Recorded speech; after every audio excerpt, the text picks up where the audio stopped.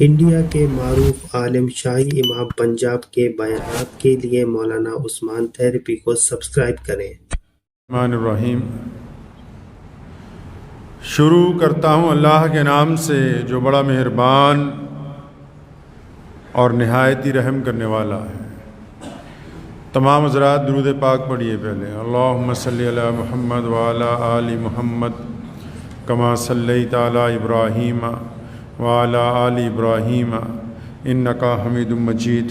اللہم بارک علی محمد وعلی آل محمد کما بارکت علی ابراہیم وعلی آل ابراہیم انکا حمید مجید۔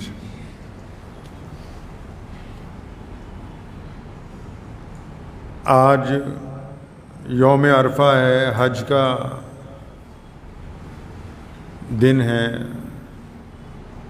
اور پوری دنیا کے مسلمان جو ہیں اس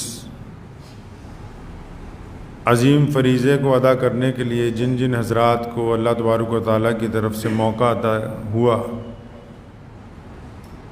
وہ حج بیت اللہ جو ہے اس کی ادائیگی کر رہے ہیں۔ 10 ذی الحجہ کو عید الاضحیٰ جو ہے اس کی نماز ادا کی جائے گی، جس کو عام زبان میں ہم لوگ قربانی کی عید کہتے ہیں، کچھ لوگ اس کو دیسی زبان میں بقرعید کہتے ہیں۔ قربانی کی جو عید ہے اس کا معنی کیا ہے، اس کا مطلب کیا ہے، کیوں منائی جاتی ہے، اس کا فلسفہ کیا ہے؟ جب تک ہمیں یہ بات پتہ نہیں ہوگی کہ یہ عید کیوں منائی جاتی ہے، اس کا کیا فلسفہ ہے، اس وقت تک اس عبادت کی روح کو نہیں پہچان پائیں گے، اس میں لذت نہیں آئے گی۔ کسی بھی سفر کا اگر مقصد پتہ ہو تو مسافر کی چاہت امیدیں قائم رہتی۔ بے مقصد سفر جو ہوتا ہے اس میں پتہ ہی نہیں کہاں جانا ہے، کہاں رکنا ہے، کس کام کے لیے جانا ہے۔ بہت سارے لوگ جو ہیں وہ یہ سمجھتے ہیں کہ شاید عید الاضحیٰ جو ہے وہ صرف جانوروں کو قربان کرنے کی عید ہے اور پھر ان کا گوشت تقسیم کرنے کی عید ہے، لیکن جانور کی جو قربانی ہے وہ تو فدیہ ہے۔ عید الاضحیٰ کا مطلب صرف جانور کی قربانی کرنا نہیں ہے، اس عید کے اندر تو ایک عہد چھپا ہوا ہے، ایک حلف موجود ہے، ایک وفاداری کا اعلان ہے، ایک خودداری کی بات ہے، ایک عظمت کی بات ہے، جرت کی بات ہے، ہمت کی بات ہے، صبر کی بات ہے۔ اس عید کے فلسفے میں مسلمانوں کے لیے وہ فلسفہ رکھا گیا کہ جس کے اوپر اگر یہ کام کریں گے، چلتے رہیں گے تو دنیا میں بھی اللہ ان کو عزت دار رکھیں گے، آخرت میں بھی ان کو عزتیں عطا ہوں گی۔ ہمارے پیارے نبی حضرت محمد رسول اللہ صلی اللہ تعالیٰ علیہ وسلم، ان کے جو دادا نبی ہیں حضرت ابراہیم علیہ السلام، حضور نبی علیہ السلام ابراہیم علیہ السلام کی اولاد میں سے ہیں۔ دروشی پڑھتے نا بار بار نماز میں، اللہم صلی علی محمد وعلی آل محمد کما صلیت علی ابراہیم وعلی آل ابراہیم۔ نبی علیہ السلام ابراہیم علیہ السلام کی اولاد میں سے۔ اب رسول اللہ کے دادا نبی نے اپنے بیٹے حضرت اسماعیل علیہ السلام کو جو قربانی کے لیے پیش کیا، اس کا مقصد کیا تھا، معنی کیا تھے، ابراہیم علیہ السلام کیا چاہتے ہیں، اللہ تبارک و تعالیٰ نے کیا چاہا اس وقت؟ جب تک یہ بات پتہ نہ ہو اس وقت تک قربانی کرنے کا کوئی مقصد نہیں ہے۔ اگر صرف جانور ذبح کرنے سے حدیث پاک میں آیا کہ تمہارا گوشت اور تمہارا خون جو ہے جانوروں کا یہ اللہ تعالیٰ تک نہیں پہنچتا ہے، اللہ تعالیٰ نیتوں کو دیکھتے ہیں کہ میرے بندے کی نیت کیسی. ابراہیم علیہ السلام کون؟ ابراہیم علیہ السلام. تمام نبیوں کو بڑے درجے دیے گئے، کسی کو روح اللہ کہا گیا، کسی کو کلیم اللہ کہا گیا. ابراہیم علیہ السلام کو اللہ نے اپنا دوست کہا، فرمایا ابراہیم خلیل اللہ ہے. اور دوست تو آج کل بھی، پہلے بھی، اس سے پہلے بھی، دوست تو بندے کو اپنے بھائیوں سے بھی کہیں زیادہ عزیز ہو جاتے ہیں، رشتہ داروں سے زیادہ عزیز ہو جاتے ہیں، کاروبار میں جن کے ساتھ بھائی بندی ہوتی ہے ان سے زیادہ دوست عزیز ہو جاتے ہیں. حضرت علی رضی اللہ تعالیٰ عنہ کو کسی نے پوچھا دوست اور بھائی میں کیا فرق ہے؟ فرمایا دوست ہیرا ہے، بھائی سونا ہے. اس کا مطلب کہ ہیرا اگر ایک دفعہ ٹوٹ جائے تو دوبارہ بنتا نہیں ہے. خونی رشتے ٹوٹتے رہیں، دوبارہ پگھلا کے پھر تیار ہو جاتے ہیں. اور دوست اللہ کے کیسے بنے ابراہیم علیہ السلام؟ کیا ایسے ہی لقب مل گیا دوستی کا؟ دوستی ایسے ہی ہو جاتی ہے؟ جبریل امین آئے ٹاج کے کپڑے پہنے ہوئے، ٹاج کے کپڑے. رسول اللہ صلی اللہ علیہ وسلم نے پوچھا جبریل یہ آپ نے کیا کیا؟ فرمایا آج جو آپ کے دوست ہیں ابو بکر، انہوں نے سارا مال اللہ کے راستے میں دے دیا، ابو بکر نے اپنے کپڑے بھی اللہ کے راستے میں دے دیے، خود ٹاٹ پہنا ہے. اللہ کو آپ کے دوست سے اتنی محبت ہوئی، اللہ نے ہمیں فرشتوں کو حکم دیا کہ تم آج صدیق اکبر کی شان کے اندر تم بھی آج ٹاٹ کے کپڑے پہنو. یہ دوست بننے کے لیے قربانی دینی پڑتی ہے. آج کل تو لوگ اس سے دوستی کرتے ہیں جس کے پاس پاور ہو، پیسہ ہو، ہنر ہو، فن ہو. اب تو دوستیاں مطلب کی ہو گئیں. ایک وقت تھا، روایات میں آتا ہے ابراہیم علیہ السلام کے پاس اتنی دولت تھی، 1000 بکریاں، 1000 گائے بھینس، 1000 اونٹ، اتنی دولت اللہ تبارک و تعالیٰ نے عطا کی. اب یہ اپنے بڑے بڑے جو ان کے ریوڑ تھے، جب ان کو دیکھتے تھے جنگلات میں، کھیتوں میں جاتے تھے، تو ایک دن کیا ہوا کہ جا رہے تھے کہیں، تو بڑی خوبصورت آواز کے اندر کوئی بندہ اللہ تبارک و تعالیٰ کی تسبیح کر رہا ہے، سبحان اللہ والحمدللہ. اتنی خوبصورت آواز، ابراہیم علیہ السلام کے قدم رک گئے. اب اللہ تبارک و تعالیٰ کا جب ذکر آ جائے تو نبی کا تو دل جو ہے وہ ایک دم معجزن ہو جاتا ہے، کیونکہ وہ اللہ کا محبوب بندہ، منتخب بندہ ہے.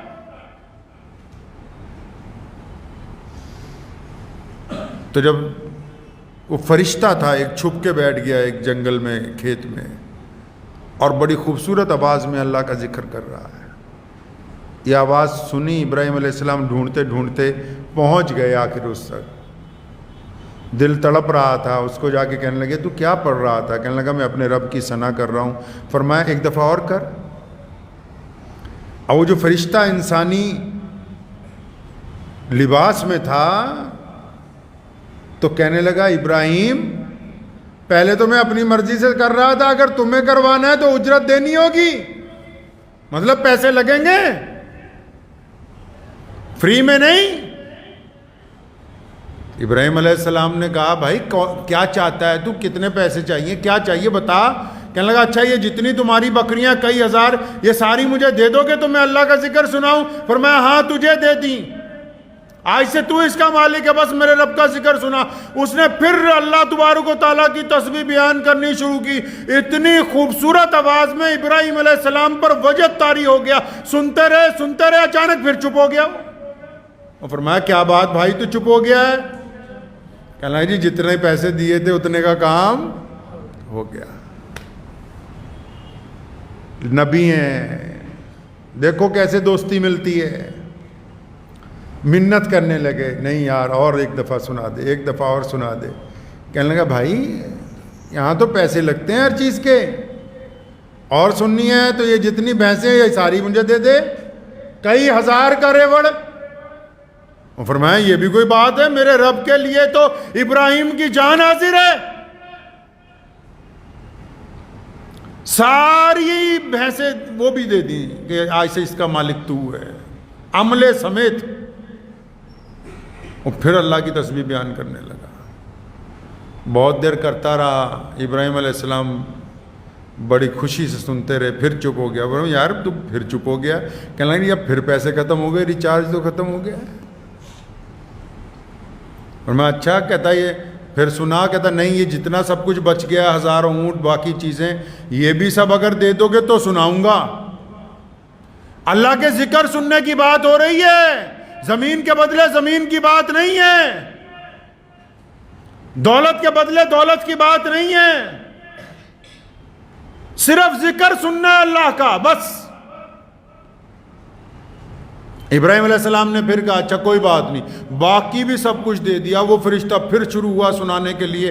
ابراہیم علیہ السلام کی آنکھوں سے آنسو جاری ہیں، بڑے وجد کے ساتھ اپنے رب کا ذکر سن رہے ہیں، خود بھی کر رہے ہیں. اچانک وہ پھر چپ ہو گیا. کہنے لگا بھائی یہ کیا تو کرتا ہے، بار بار چپ ہو جاتا ہے. کہنے لگا پھر ریچارج ختم ہو گیا. بھائی اب تو تیرے پاس دینے کے لیے کچھ نہیں، بات ختم کرو.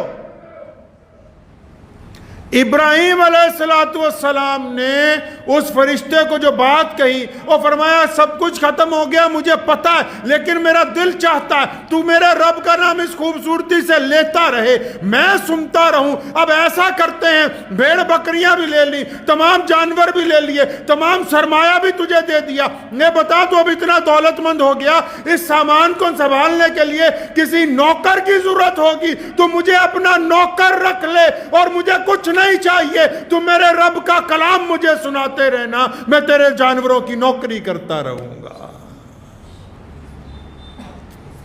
روایتوں میں لکھا ہے ابراہیم علیہ السلام نے جب یہ بات کہی نا، فرشتے کی آنکھوں میں آنسو آ گئے. کہا علامہ اقبال نے کہ تردامنی پہ شیخ ہمارے نہ جائیے، تردامنی پہ شیخ ہمارے نہ جائیے، دامن نچوڑ دیں تو فرشتے وضو کریں.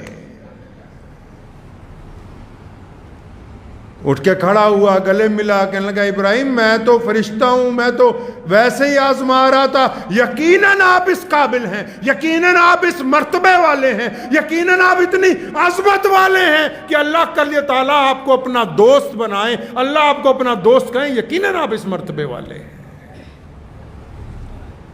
وہی ابراہیم علیہ السلام اولاد نہیں تھی، آخری عمر میں اللہ سے مانگا تو بیٹا عطا ہوا،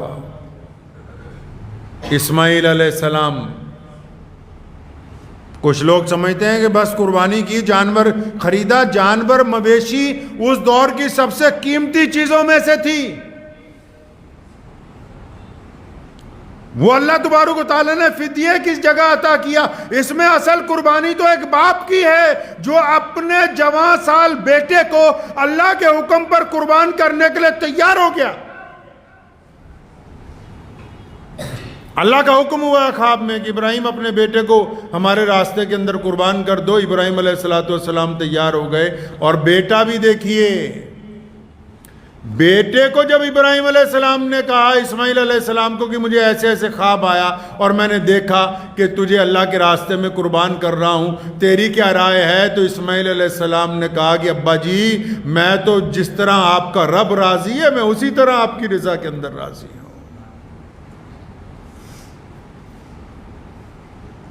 یہ پوری کائنات میں جو آج دین محمد الرسول اللہ صلی اللہ علیہ وسلم کا چل رہا ہے، اس نبی علیہ السلام کے آباء و اجداد کی قربانی کو اس لیے قیامت تک قائم رکھا گیا کہ آنے والے ہر دور کے مسلمانوں کو پتہ ہو کہ جانور ذبح کرنے سے پہلے اپنی وفاداریاں اللہ کو دینی ہے، جانور ذبح کرنے سے پہلے اپنی خوشبیاں اللہ تبارک و تعالیٰ کے راستے میں دینے کی طاقت رکھنی ہے، جانور ذبح کرنے سے پہلے اپنی جھوٹی انا اللہ کے راستے میں قربان کرنے کی ہمت رکھنی ہے. صرف بکرے کی میں نہیں، جو اس عید پر اپنی میں کی قربانی دے سکتے ہیں انہوں نے عید الاضحیٰ منانی، باقی کسی نے نہیں منانی.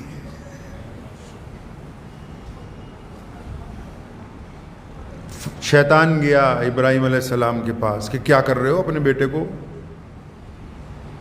شیطان کو کنکری ماری، بھگایا، وہاں بھی بات نہیں بنی تو حضرت ہاجرہ کے پاس چلا گیا، جا کے کہنے لگا شہزادہ کہاں ہے؟ کچھ دینا پڑ جائے تو پہلے بیوی پنگا ڈال لے گی کہ دے کیوں رہے ہو. 100 میں سے کہیں 1-2 ہوں گی جن کے اندر یہ جذبہ ہوگا.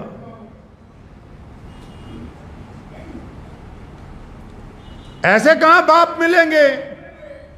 باپ کو تو اولاد چاہے کالی کیوں نہ ہو وہ بھی اتنی پسند ہوتی ہے، اور یہاں تو اللہ کے نبی حضرت اسماعیل علیہ السلام خوبرو نوجوان ہیں، 13-14 سال کی عمر ہے، اور ان کو اللہ کے راستے میں قربان کرنے کا حضرت ابراہیم علیہ السلام کو حکم ہو گیا تو اپنے بیٹے کو لے کے چل پڑے، اور بیٹا بھی کیسا بھائی،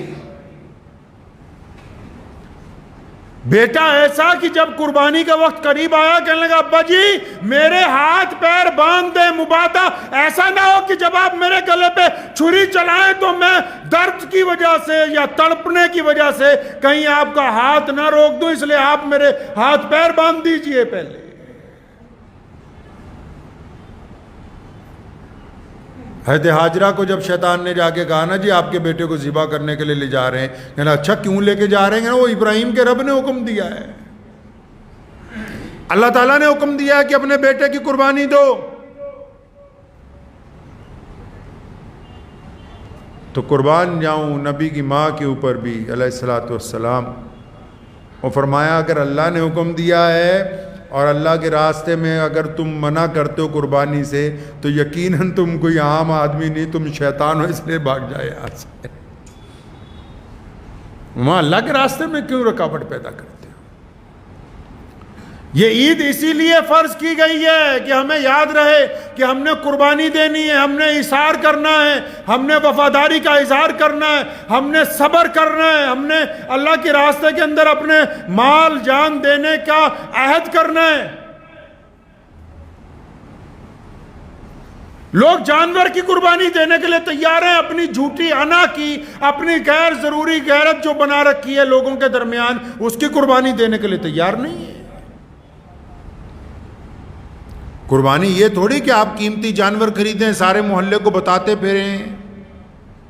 یہ پوری دنیا کے اندر عید الاضحیٰ کے موقع پر جو قربانیاں دی جاتی ہیں ان کا مطلب یہ ہوتا ہے کہ جو بندہ قربانی دے رہا ہے اس کو اپنے رب سے پیار ہے، وہ اپنا مال خرچ کر رہا ہے، اور پھر وہ قربانی کا گوشت ان غریبوں میں تقسیم کر رہا ہے جن کو یہ مہنگی چیز کبھی کھانے کو جلدی ملتی نہیں۔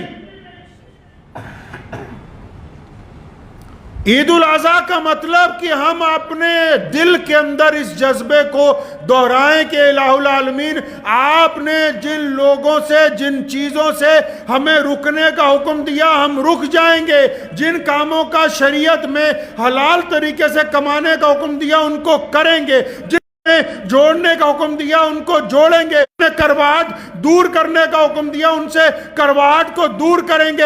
جہاں ہماری میں نے ہمارے خاندان کا بیڑا غرق کیا، ہم عید کے دن اپنی میں کو قربان کر کے ہم بن کے ایک دوسرے کے گلے مل جائیں گے۔ یہ اس عید کا فلسفہ ہے، اس عید کا مقصد ہے۔ یہ عید الاضحیٰ کا مقصد یہی ہے کہ ان میں صبر کا مادہ پیدا ہو، اثار کا مادہ پیدا ہو۔ جو قربانی نہیں دے سکتے، جن کے پاس اتنی رقم نہیں ہے، وہ کیا کریں؟ سیدنا ابوبکر صدیق رضی اللہ تعالیٰ عنہ خلیفہ ہے، نہیں پیسے ہیں، نہیں دی قربانی کئی سال۔ عمر رضی اللہ تعالیٰ عنہ نے کئی سال قربانی نہیں دی۔ لیکن اصل قربانی کیا ہے؟ اصل قربانی محمد رسول اللہ صلی اللہ علیہ وسلم کے دین پر پابند ہونا ہے۔ اصل قربانی ماں باپ کی اطاعت ہے۔ اصل قربانی اپنے بھائی سے وفاداری ہے۔ اصل قربانی غریب اور مستحق لوگوں کی مدد کرنا ہے۔ اصل قربانی اپنی جھوٹی انا کے لیے پنچایت میں غلط فیصلے کو واپس لینا ہے۔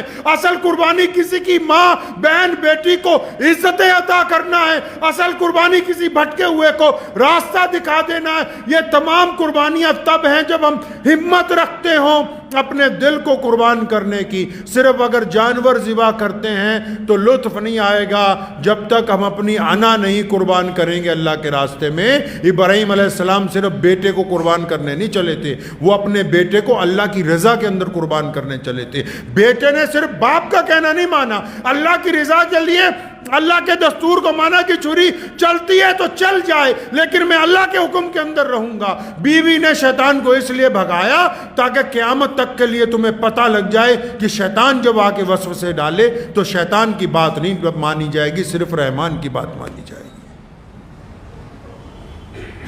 کئیوں نے تو سمجھا کہ بس گوشت کھا لیں بس ہو گئی عید، ایسا نہیں ہے۔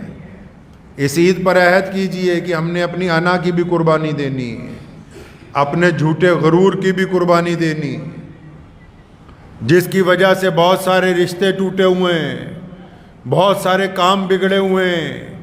گھروں میں لوگ کہتے ہیں سکون نہیں ہے، گھر کا جو بڑا ہوتا ہے اس کے ہاتھ میں کنجی ہے سکون کی، وہ چاہے تو ایک دن میں حالات اچھے ہو جائیں، وہ چاہے تو ساری زندگی نہ ہو، وہاں قربانی دینے کے لیے تیار نہیں ہے۔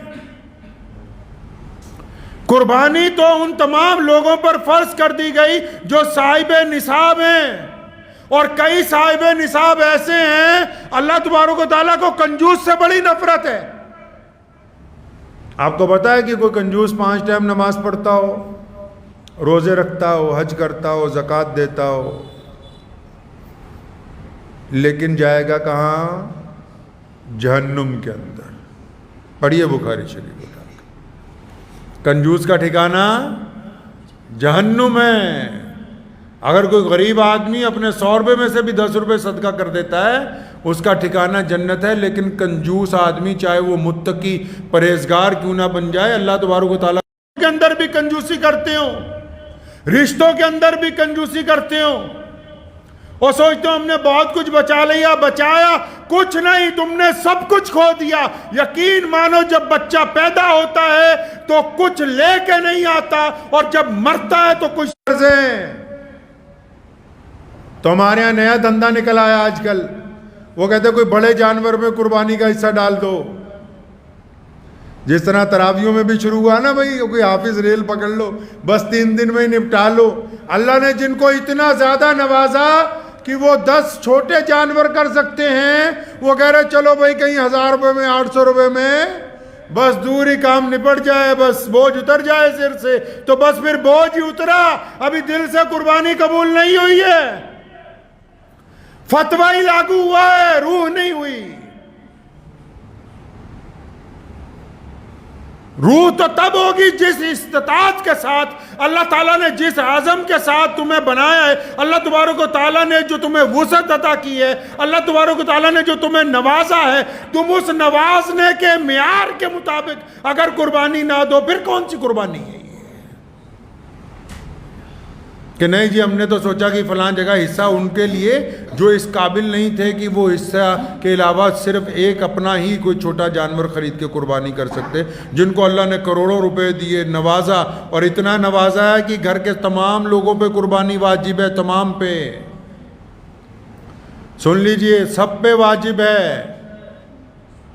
وہ سوچا نہیں کہ بس ایک ہی کر دیں، یا کچھ 100 کلومیٹر کے بعد کسی کو پیسے بھیج دیتے ہیں وہاں پر قربانی کر دے، ہمارا 50,000 لاکھ روپے بچا دے۔ وہ تم نے بچا کے کوئی کمال نہیں کر لیا ہے، اگر دل مطمئن ہے تو کیجئے۔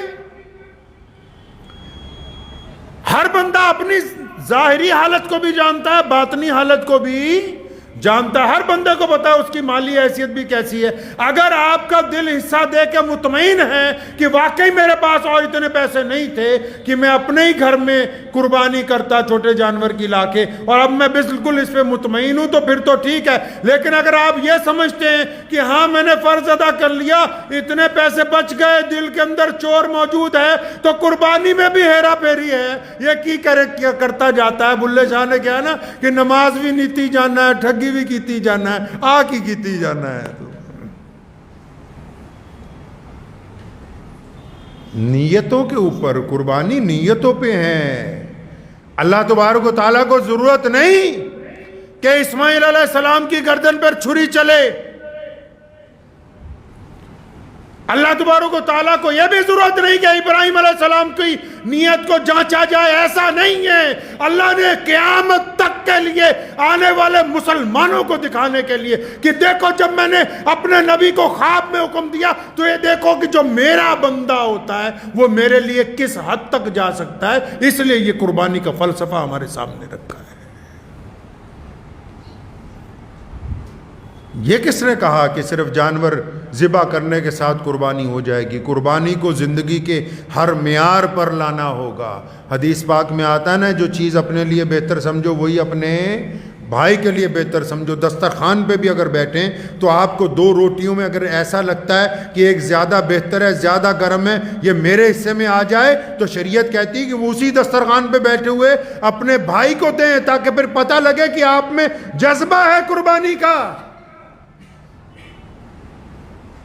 جن چیزوں کو آپ اپنے لیے بہتر سمجھتے ہیں ان کو اپنوں کے لیے بہتر سمجھیں. جس آنے والے نقصان کے متعلق خود خبردار ہونا چاہتے ہیں، اپنے پڑوسی کو بھی اس سے خبردار کریں. دوسروں کی تباہی پر خوش ہونے کی بجائے ان کو خبردار کر کے خود بھی ان کا ساتھ دیں. یہ فلسفہ ہے عید الاضحیٰ کا. اللہ تبارک و تعالیٰ نے یہ فلسفہ ہمیں عطا فرمایا ہے اس عید کے موقع پر. اور بے انتہا اللہ نے جن کو نوازا ہے ان کو چاہیے کہ اپنا مال اس عید کے روز پوری فراخ دلی کے ساتھ خرچ کریں. جن کو اللہ نے خوب دیا ہے سستے جانور نہ ڈھونڈیں. ہاں وہ ان کے لیے جن کے پاس کم پیسے مجبوری میں ان کو شوق ہے وہ جو مرضی خرید لائیں، لیکن جن کو خوب نوازا گیا ہے ان کو نہیں حکم کہ تم سستے جانور خرید کے اپنی فرض ادا کرنے سے لیے بھاگ جاؤ. اور پھر قربانی کا جو گوشت ہے اس کو حکم دیا گیا ان غریبوں کے اندر بانٹا جائے جن کے پاس کھانے کے لیے کچھ نہیں ہے. بہت ہی رچ فوڈ ہے دنیا کا. لوگ جو مرضی کہتے رہیں، لیکن ساری دنیا میں مسلمانوں کے علاوہ 70-80% لوگ گوشت کھا رہے ہیں. کیوں کھا رہے ہیں؟ کہ دنیا کا طاقتور ترین کھانا ہے، غریبوں تک نہیں پہنچتا.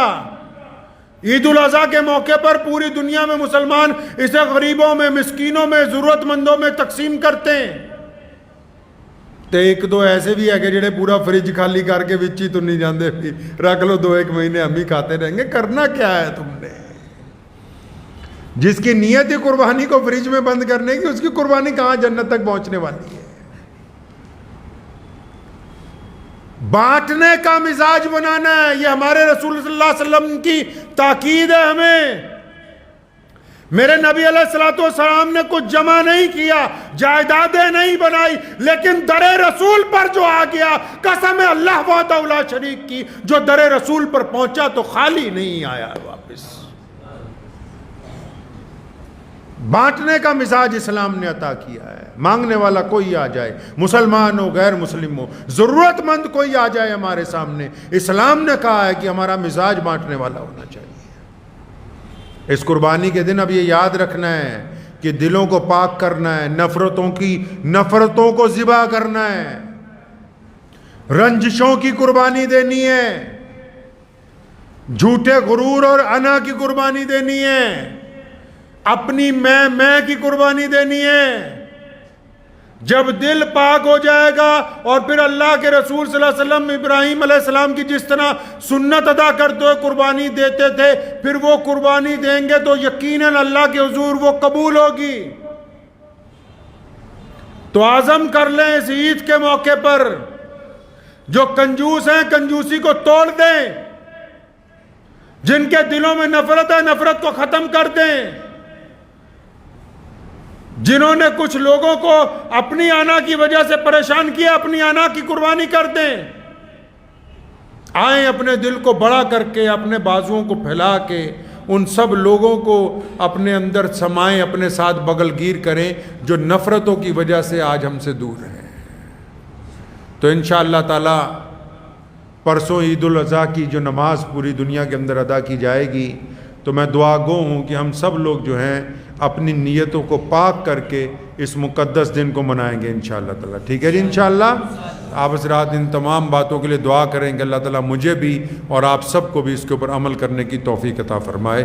وآخر دعوانا ان الحمدللہ رب العالمین.